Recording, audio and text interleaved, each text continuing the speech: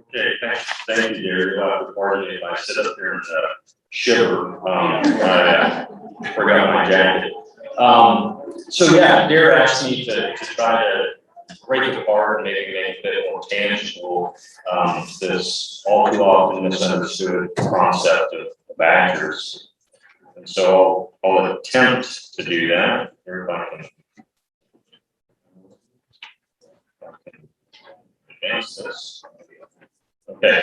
So maybe just to start off and informally poll the audience, I have 4 goals here, each with a Academy's direct EPD. I added a percentile rank so you can kind of gauge extremeness where those 4 goals sit in the respective population. And then I added the associated BIF accuracy to them. So if you can only choose one of these goals, I'm curious which one you guys would choose given this information. How many would choose goal number 1? With the idea you're trying to improve academies, so you're making these goals to helpers. Any takers for goal number 1? How many for goal number 2? Goal number 3? And goal number 4. Okay, interesting. So goal number 3, highest accuracy, sits about 3 average.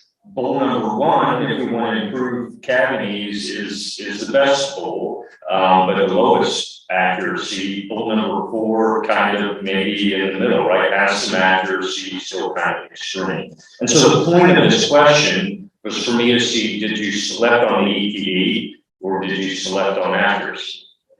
And my thesis is that all too often people select on accuracy first, and then select on the EPD second, and there's some flaws in that.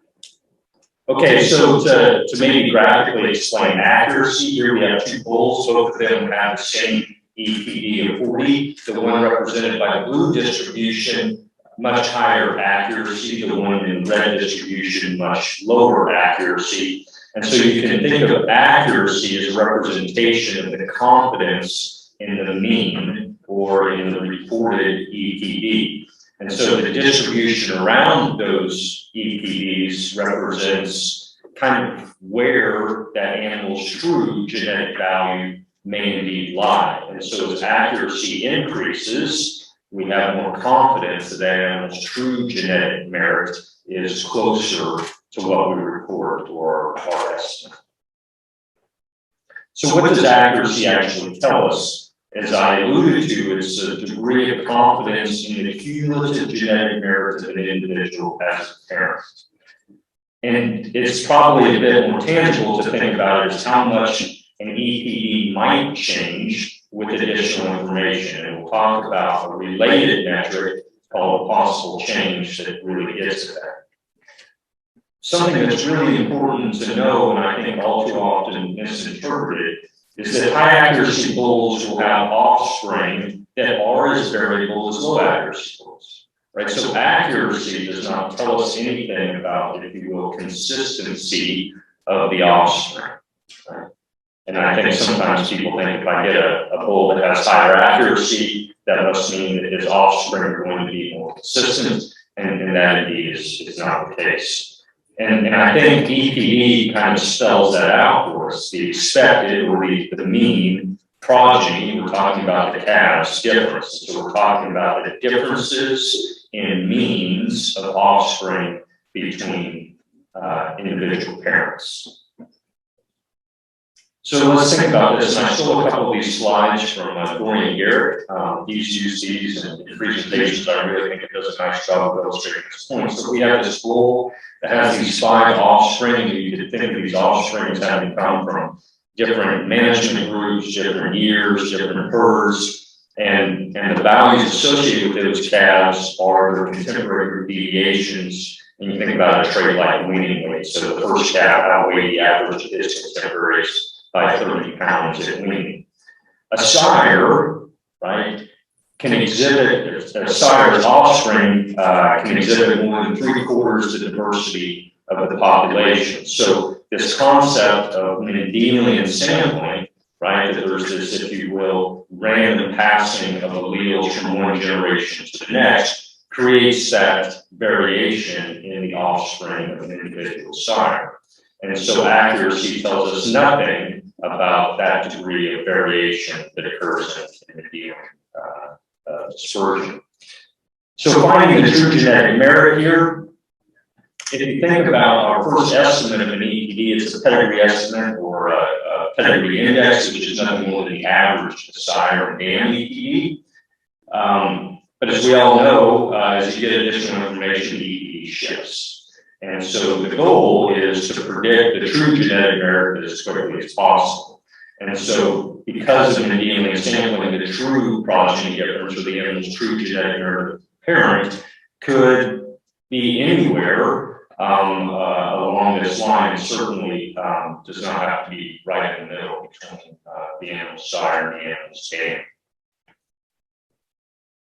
So the way we begin to get a more accurate estimate of the animal's genetic value is by sampling offspring. So offspring inform us about the parent's genetic potential. So as we get more and more offspring, we begin to get a better average of the cumulative value of that individual as a parent.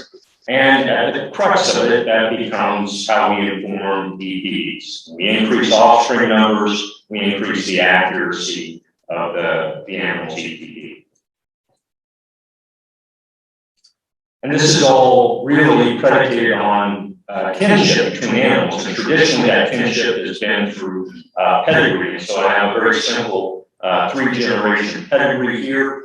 And then what we might consider as the additive genetic relationships between those animals. And so individual 1 and 7 in my example here, that's a parent and an offspring. And so the relationship is a half. And the relationship between an individual and a grandparent, the expected value is a quarter. For example, individual 1 and 10. And that's what this pedigree bears out. The way we've been able to increase accuracy over the past 5 to 10 years is in some form or fashion changing the way we think about assigning kinship. And that's been through genomic relatedness. And so being able to get a more refined estimate of the relationship between individuals. And you'll see in this example, individuals 1 and 10, the relationship is no longer a quarter. It's deviated from the expected value. And so you can think about more accurately weighting relatives to information. Okay, so the information coming from related animals to inform another individual's genetic merit. And we're able to do that by more correctly assigning relationships among individuals. And that's what increases accuracy. Accuracy, unfortunately, has a lot of different definitions. So true accuracy is the correlation between the estimated and true genetic values. And that's something that if you do simulation, it's fairly easy to calculate because we know what the true values are. However, in animal breeding and practice, we don't know what the true genetic values are, right? And so what we live with is what we call model-derived accuracy. It's the accuracy that comes out of the genetic prediction. But even with that, there are different definitions. So most of the rest of the world uses what I'll call standard accuracy. The square of that is what we call reliability. So anyone familiar with dairy cattle would be familiar with reliability. Right? It's the square of accuracy. And then uniquely to the beef industry in the US and Canada, we use beef improvement federation accuracy, which is much more conservative, right? So all these are related, but they differ in magnitude given the same amount of information. And as an example, standard accuracy of 0.7 is equivalent to BIF accuracy of 0.3. The reason why that's important is I often hear about low accuracy bulls, right? And most of you would say that accuracy of 0.3 is low, but I don't think you'd say that a correlation between the true and predicted value of 0.7 is low. I don't think many people say that. So it's important to understand that we report accuracy on a much more conservative basis. What is a lot easier to understand is possible change. And there are some breeder organizations that actually publish this, and really they all do if you do a little bit of work. Some make it a little bit easier for you. And so you can really think about this as a standard error prediction. But possible change reflects how much an EPD can change going from the information we have now to more complete information on an individual. So going from our estimate to increasing accuracy. And a way to think about this is that 68% of the time, the EPD should fall within a range of the EPD plus or minus one of these possible change values. Or if we want to be 95% confident, then it's the EPD plus or minus roughly two of these possible change values. And so these possible change ranges or confidence intervals or credible intervals, I think is, as I've said before, a much easier way to conceptualize accuracy. If I want to be 68 or 95% confident that an animal's EPD is within an acceptable range for me, this is the way to think about it. And so another graphical representation here, if I have an EPD of 40, and we assume that the possible change value is roughly 5, then 68% of the time, I expect his true genetic value to be between 35 and 45, or 95% of the time, it's going to be between 30 and 50. So think about buying a Cabanese bull. If you say, I really need Cabanese EPD to be 15, right? You can use this concept and say, is my threshold within the range of 68% confidence or 95% confidence? And so I mentioned that breed associations publish these possible change tables. For some organizations, you got to do a bit of hunting to find them, but they're there, and they differ by breed, differ by trait. And so if I wanted to, an example, the Simmental one, if I look at Cabanese, and I say the bull has an accuracy of 0.3, then that means the possible change value according to this table is 5.5. And so an example then, using this table for the trait of weaning weight to build 68% confidence intervals if the animal's EPD is 40, accuracy is 0.6. I can actually go to the previous slide and find the possible change value of 6.5, and I can construct that 68% confidence interval. Or if I want to be even more confident, I can construct a 95% confidence interval. Has anyone done this before, constructed confidence intervals, right, and thought about it in that fashion? Some people are shaking their heads are educators, so that they get classroom instruction. So what increases accuracy? Progeny data increases accuracy regardless of variability. Pedigree adds a little bit of accuracy, but really it becomes overwhelmed by progeny data once those occur. And genomic data adds accuracy, but as you've probably heard for countless years at these meetings, does not negate the need for progeny reference. The benefit of genomics, so is breaking, if you will, antagonism between accuracy and breeder's equation here denoted by R, correlation between our estimate of breeding value and the true breeding value. It breaks the antagonism between that and generation interval, which is the denominator value. Because it can take a long time to accumulate progeny records, which means we increase generation interval to build accuracy. Genomics allows us to build accuracy on much higher variables. So that's what leads to the faster rate of genetic gain that's been particularly seen in the dairy industry.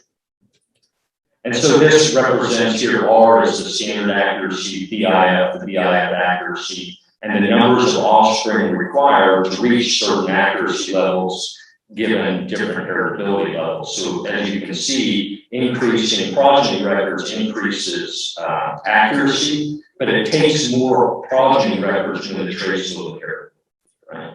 And that becomes one of the larger advantages, again, for genomic information, is being able to increase it much earlier in life. And related to this table is what some people think of as progeny equivalence, a way that a lot of organizations have advertised, if you will, the benefit of DNA testing, and that's through slides like this. And I encourage you, and you're going to do it anyway because of the way I put together the slide, but I encourage you not to compare across the columns, all right? So I've got American Angus Association, American Hereford Association, and IGS. It's not fair to compare across those three. But the point is that, an example for Angus, genotyping a young bull is equivalent to that bull having already produced 28 calves with Academy track, right? So that's the concept of progeny equivalence. Something that I don't think is talked about enough is the concept of increasing accuracy through a mean. And so I took this slide from Bob Weber. On the y-axis is the standard error of the mean, and this is a leaning weight example. And what you can see is, as I increase the number of individuals in a group, I have more confidence in the mean, the average of those individuals. So think about that in terms of bulls. If I turn out a large group of bulls in a pasture, it's not the individual genetic merit that I'm really interested in, it's the average of their genetic merit. And the accuracy of that average will always be exceptional. And so if I'm turning out, again, a large group of bulls, I can take advantage of individual bulls who are lowly accurate because the average of them is going to be highly accurate. And I'm not sure people always think about it that way, but that's an important concept to understand. So what are the benefits of increasing accuracy? We always talk about the faster rate of genetic change, and indeed that's true if you're a seed stock producer, but for commercial producers, I think the benefit of accuracy is a little bit harder to wrap your mind around.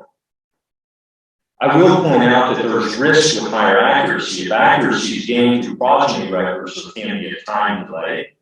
And genetic trends, so the fact that the average of a breed today is not the same as it will be in 3 or 4 years, genetic trend means that on average, younger bulls are different, presumably better. They're certainly different, right, than what older bulls are. And so if you take the decision to select on accuracy, only choose highly accurate bulls, you understand that there are younger bulls that should be better. And so you're making that sacrifice if you select only on accuracy.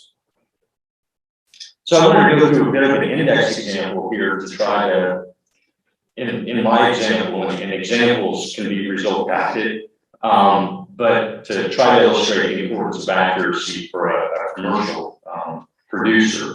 So assume a scenario whereby you purchase a single yearling bull for use on heifers.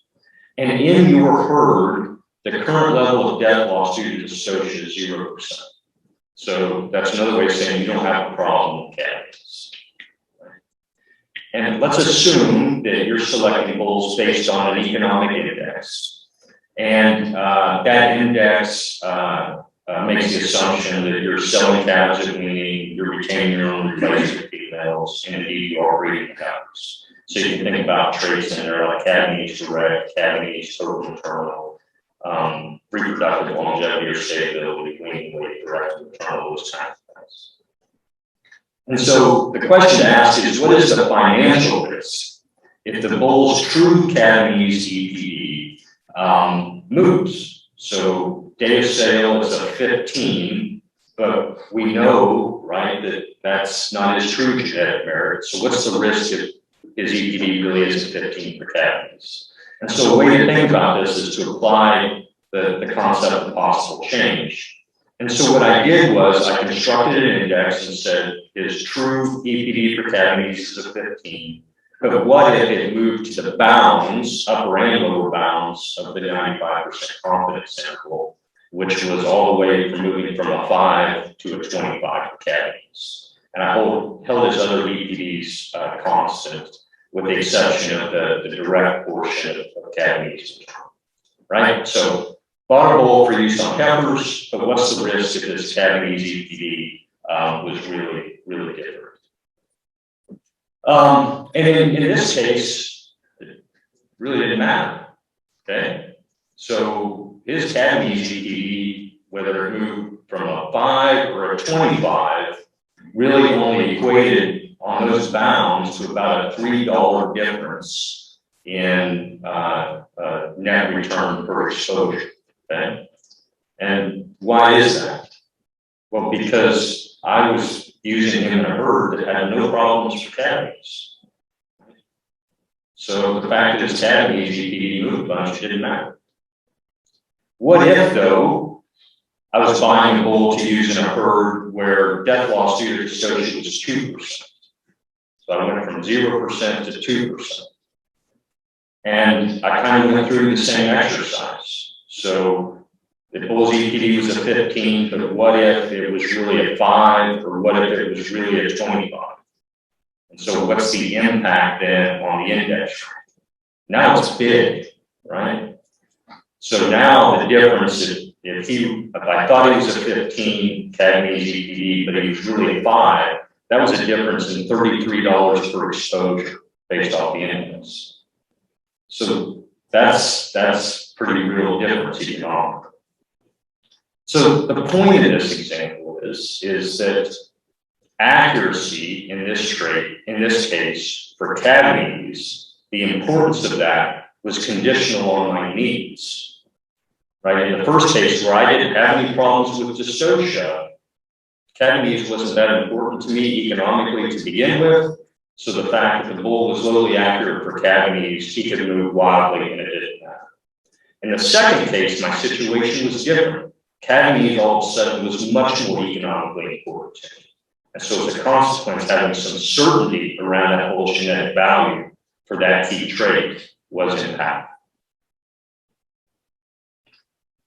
So my point in those last 2 slides was this, that the value of accuracy for seed stock producers is relatively simple to quantify, with the exception that you have to consider the trade-offs between generation interval and the accumulation of accuracy.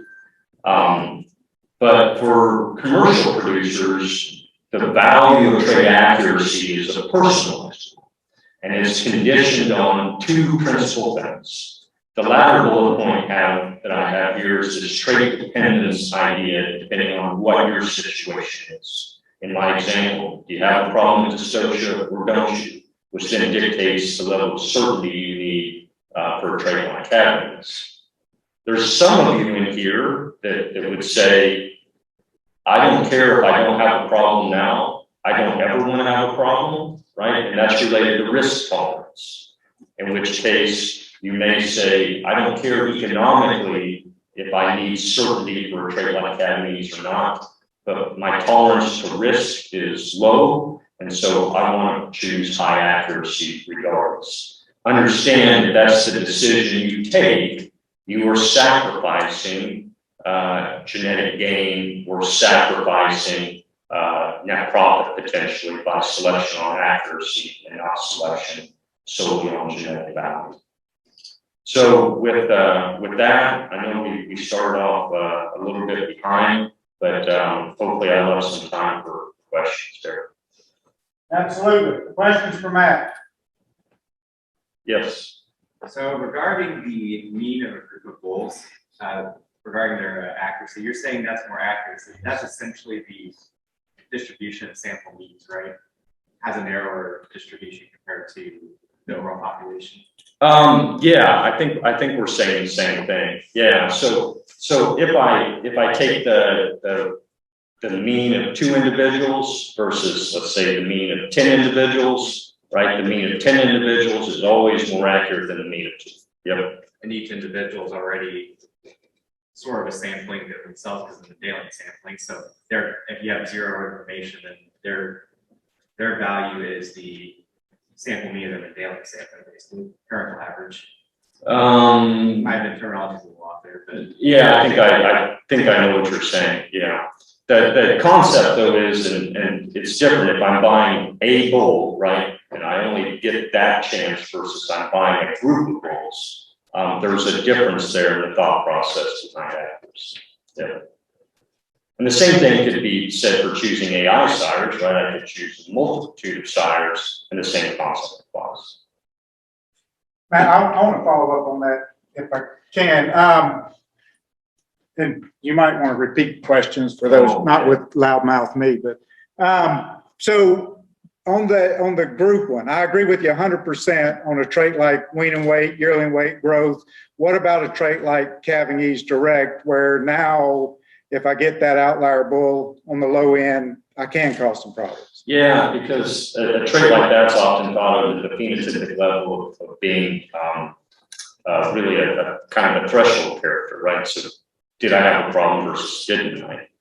And so if you take, 5 bulls that are extreme high for Catanese and 5 that are extreme low and try to average them and think that you come to a mean, right? You still have a chance of having some dystocia issues. So yeah, I understand that concept. However, you realize that if you just buy one bull, you're bound, you have the chance that he changes, right? And so the idea would be if I, instead of using one, got 5 or 10, which have the same genetic value, right? Then I've spread the risk out. Yep. Good question. Yes. So you mentioned that the BIF accuracy is much more conservative than the correlation. Just wondering if you would elaborate on why that is and why would we want to get it? So the question is related to BIF accuracy and why, I guess the real question is why do we use BIF accuracy? And maybe that's somebody where somebody my age can say, well, because people that came before me made that decision.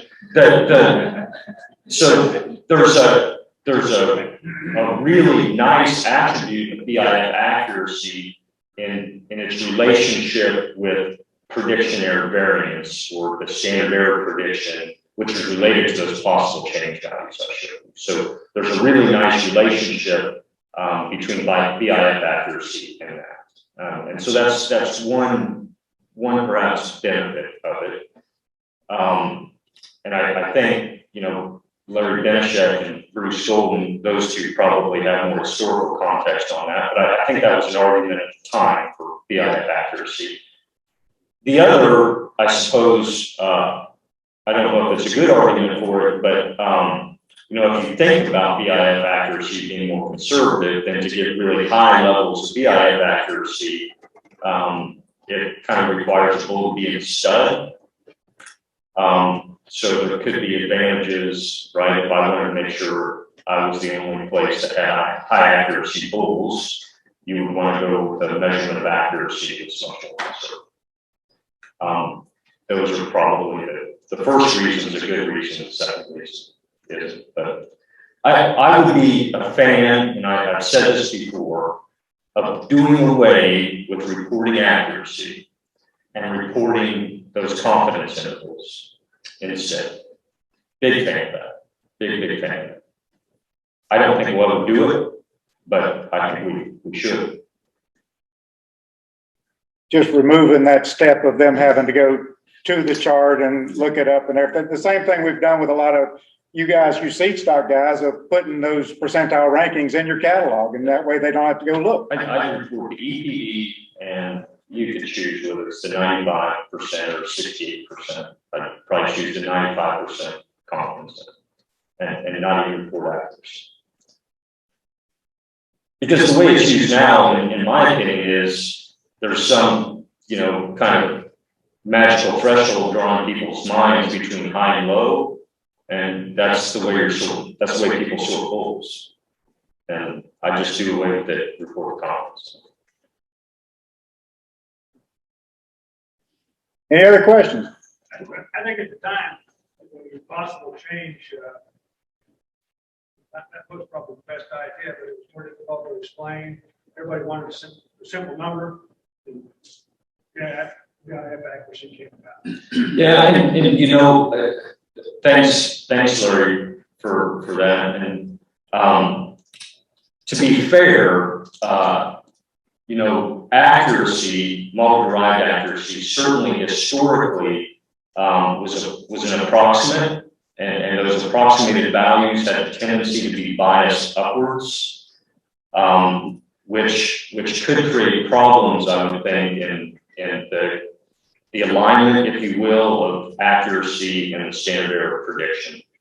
And so historically that actually, now that I think about it, may have been a bit problematic. I don't know if we have that same issue today. That was me getting a little bit nerdy on it. But thinking through the issue a little bit. All right, I think in the interest of time, because Matt has another talk to go to, I think. Yeah, so if you want to learn more about true and model derived actors, we're going to talk about it next week. But there might be equations in that one, so. Thank you. Thanks a lot, Matt.